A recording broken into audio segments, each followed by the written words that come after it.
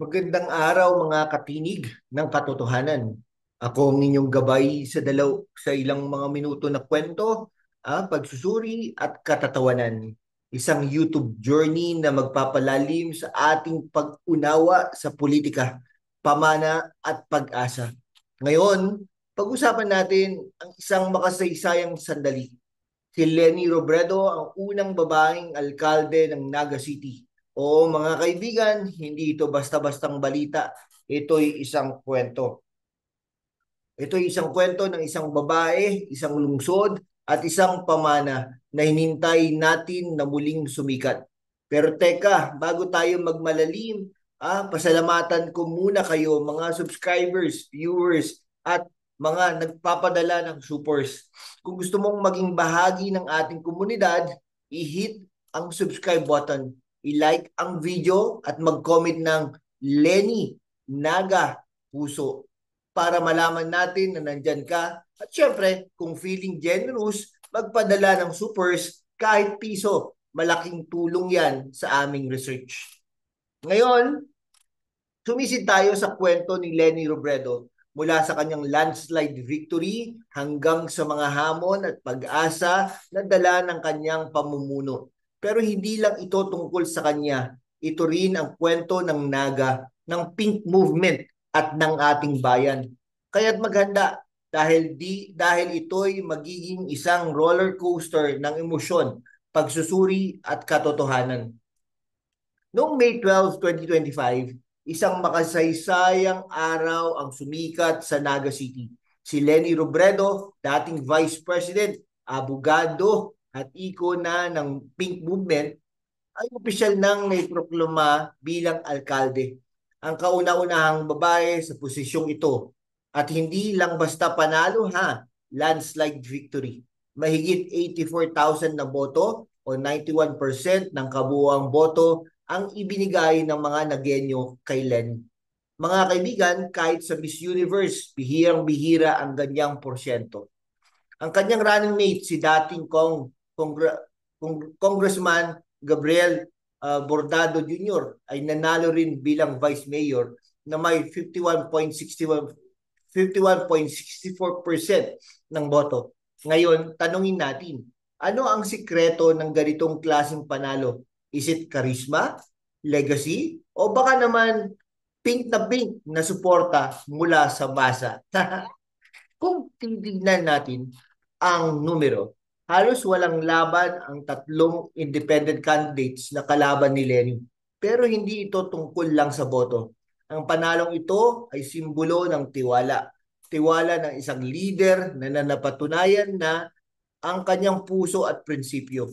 Pero teka, bago tayo maging sobrang emosyonal, mag-zoom out tayo sandali. Ano nga ba ang Naga City at bakit mahalaga ang kwentong ito? Ang Naga ay hindi lang basta isang lungsod sa Bicol. Ito ay isang model city ng good governance. Salamat sa pamana ni Jesse Robredo, ang yumaong asawa ni Lenny na nagsilbing bilang alkalde mula 1988 hanggang 2010. Si Jesse ang nagbigay buhay ng konsepsyong tuwid na daan bago pa ito naging slogan ng Liberal Party. Kaya naman, ang pagbabalik ni Lenny sa Naga ay parang isang homecoming. Pero hindi lang para sa kanya, kundi para sa isang brand ng pamumuno na hinintay ng marami. Pero heto ang tanong ang panalo bang ito ay purong nostalgia o may mas malalim na dahilan kung bakit pinili ng mga Nagenyo si Lenny? Sa tingin ko, it's a mix of both. Ang legacy ni Jesse ay malakas, pero si Lenny mismo ay may track record bilang congresswoman, bilang vice president, at bilang leader ng angat buhay. Ang mga Nagenyo ay hindi basta bumoto dahil sa apelyido. Bumoto sila dahil naniniwala sila sa isang sistema ng pamumuno na transparent, inclusive at may puso. Pero siyempre, hindi natin may iwasan ang mga kritiko. May mga nagsasabi, naku, dynasty yan, o kaya pink movement lang ang nagdala kay Lenny. Mamaya, pag-aaralan natin yan. Pero ngayon, magkwento muna tayo ng kaunti tungkol sa kanyang journey. Si Leni Robredo ay hindi isang tipikal na politiko. Hindi siya lumaki sa isang political dynasty, isang abogado na naglingkod sa mga mahihirap.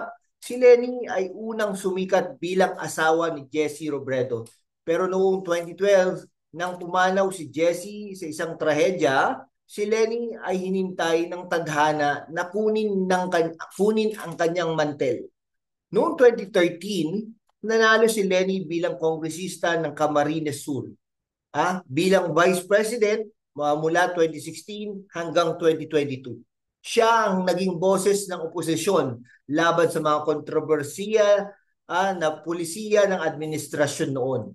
At kahit natalo siya sa presidential race noong 2022, ang Pink Movement na kanyang sinimulan ay nagbigay buhay sa isang bagong uri ng politika, grassroots, people-powered, at puno ng pag-asa.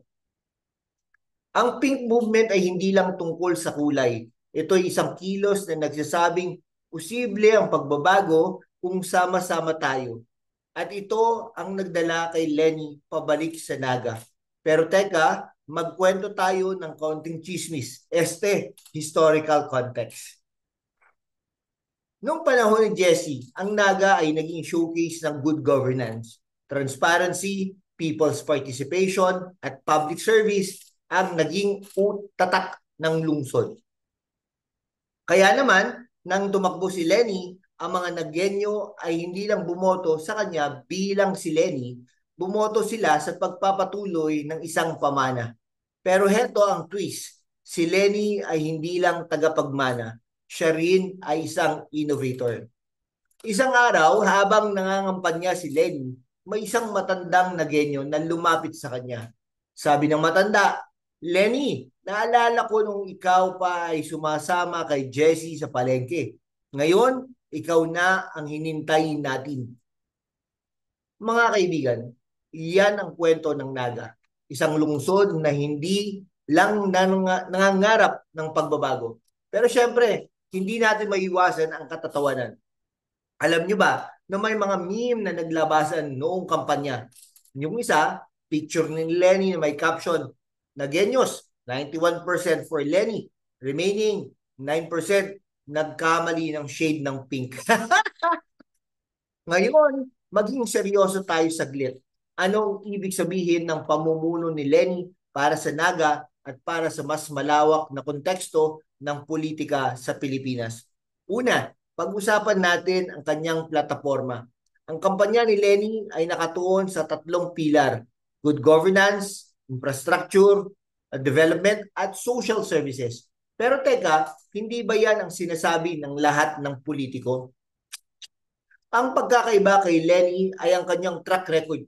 Bilang Vice President, ang kanyang Angat Buhay program ay nakatulong sa libo-libong Pilipino mula sa libreng medical missions hanggang sa community-based disaster response.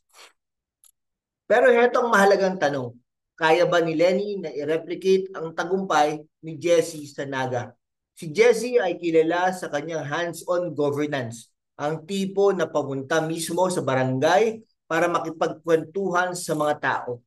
Si Leni naman, bagamat napatunayan ang kanyang competence, ay may mas national na profile. Ang hamon sa kanya, paano niya ibababa ang kanyang brand ng pamumuno sa lokal na konteksto. At ito pa ang isang issue, ang akusasyon ng dynasty. May mga nagsasabi na ang pagtakbo ni Leni ay dynastic dahil siya ang asawa ni Jesse. Pero kung titignan natin, si Leni ay hindi nagmula sa isang political clan. Siya ay isang ordinaryong abogado na napilitang pumasok sa politika dahil sa trahedya. Sa tingin ko, ang tunay na dynasty ay yung mga pamilya na hawak ang puder sa loob ng dekada kahit walang napatunayan. Si Leni, napatunayan na niya ang kanyang sarili. At huwag natin kalimutan ng Pink Movement, ang tagumpay ni Bam Aquino at Kiko Pangilinan. Sa Senado ay patunay na ang kilosang ito ay hindi natapos noong 2022. Pero heto ang catch. Ang Pink Movement ay kailangang mag-evolve. Hindi sapat ang emosyon at kulay. Kailangan nito ng konkretong agenda, At dito papasok ang pamumuno ni Lenny sa Naga, isang testing ground para sa isang bagong uri ng lokal na pamumuno. At syempre, hindi natin maiiwasan ang mga trolls. May mga nagsasabi online, naku, si Lenny, baka ipapink niya ang buong Naga. Pero kung ang pink ay nangangahulugang transparency at serbisyo, edi ipapink natin ang buong Pilipinas, di ba? Ngayon, tignan natin ang ating hinintay. Ano ang maaaring gawin ni Lenny bilang alkalde? Base sa kanyang mga pahayag, nais niyang palakasin ang good governance, i-modernize ang infrastruktura at palawakin ang social services. Pero paano ito gagawin sa isang lungsod na may limitadong budget? Ang Naga ay isang first-class city, pero tulad ng maraming lokal na pamahalaan, ang budget ay hindi unlimited. Kaya naman, ang diskarte ni Lenny ay kailangan maging creative. Halimbawa, maaari siyang mag-tap sa public-private partnerships para sa mga proyekto tulad ng modernisasyon ng palengke o pagpapalakas ng turismo. Pero ang tunay na game changer ay ang kanyang focus sa people's participation. Si Jesse ay kilala sa kanyang People's Council, kung saan ang mga ordinaryong Nagenyo ay may boses sa pamahalaan. Si Lenny ay maaaring magdala ng mas digital na approach. Halimbawa, isang app kung saan maaaring mag-report ang mga residente ng mga problema sa barangay. Ito ay, alam nyo, yung mga estudyante ko, nakagawa ng ganyan. Isang app na nagre-report sa mga residente ng problema sa barangay. Imagine mo isang tweet lang, naayos na ang pothole sa kalsada. At ito pa, ang pamumuno ni Lenny ay maaring magsilbing inspirasyon sa ibang lungsod. Kung magtagumpay siya sa Naga, maaring gayahin ng ibang alkalde ang kanyang modelo. Pero ang hamon, ang Naga ay may mataas na pamantayan dahil kay Jesse. Si Lenny ay kailangan maging kasing galing o mas magaling pa. Isang kwento mula sa kampanya, may isang batang Nagenyo na sumulat kay Lenny. Sabi, Tita Lenny, gusto ko pong maging doktor balang araw. Tulungan mo po kaming mga may hirap. Alam nyo mga kaibigan, yan ang dahilan kung bakit mahalaga ang pamumuno ni Lenny. Dahil ito'y hindi lang tungkol sa kalsada o palengke. Ito'y tungkol sa pangarap ng bawat Nagenyo. At heto na tayo sa dulo ng ating paglalakbay. Si Lenny Robredo, ang unang babaeng alkalde ng Naga, ay hindi lang isang leader, siya ay isang simbolo ng pag-asa, ng pamana at ng posibilidad ng pagbabago. Pero ang kwentong ito ay hindi lang tungkol sa kanya. Ito rin ang kwento natin ng bawat Pilipino na naniniwala sa good governance at sa kapangyarihan ng sama-samang aksyon. Kaya naman, mga katinig ng katotohanan, ito ang hamon ko sa inyo. Suportahan natin ang mga leader tulad ni Lenny, pero wag lang natin silang iwan sa ere. Magtanong, magmalasakit, maging bahagi ng pagbabago. At syempre, suportahan din natin ang channel na ito. Kung nagustuhan mo ang video na ito, i-hit ang subscribe button, i-like at mag-comment ng Lenny Naga Puso. Pero malaman natin na nandyan ka. Para malaman natin na nandyan ka mga kababayan. At kung gusto mong maging superhero ng content natin, magpadala ng supers. Kahit maliit, malaking tulong yan sa aming team. Panoorin din ang aming iba pang videos tungkol sa politika, kasaysayan at lipunan. At huwag kalimutan ang tunay na pagbabago ay nagsisimula sa atin. Kaya't magtuloy-tuloy lang mga kaibigan. Hanggang sa muli, ako ang inyong kaibigan sa katotohanan. Magandang araw at magandang Naga.